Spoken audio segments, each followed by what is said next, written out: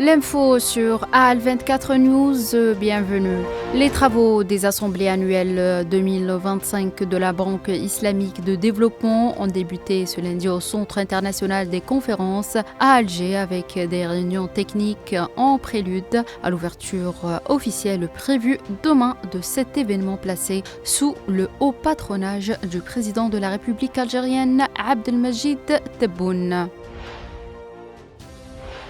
Le ministre espagnol des Affaires étrangères José Manuel Álvarez s'est alarmé de la situation critique, dévastatrice et inhumaine à l'extrême à Gaza, dénonçant la poursuite de l'agression génocidaire menée par l'occupant sioniste contre l'enclave palestinienne.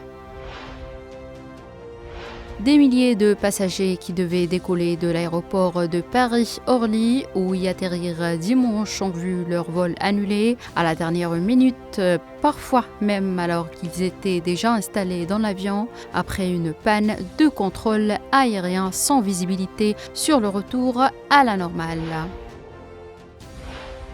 Le porte-parole de la présidence russe Dmitri Peskov a déclaré aux journalistes que l'entretien téléphonique entre le président russe Vladimir Poutine et son homologue américain Donald Trump prendrait en compte les résultats des discussions à Istanbul.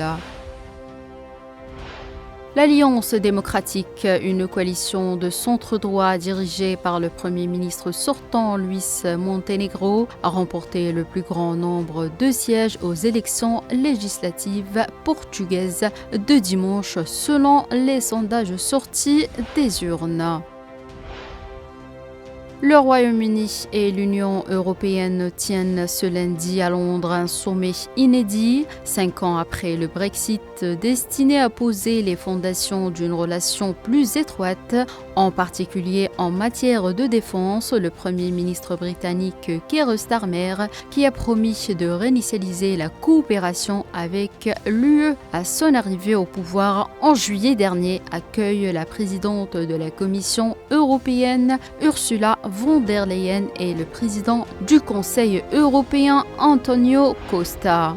C'est la fin de cette édition. Merci de l'avoir suivi.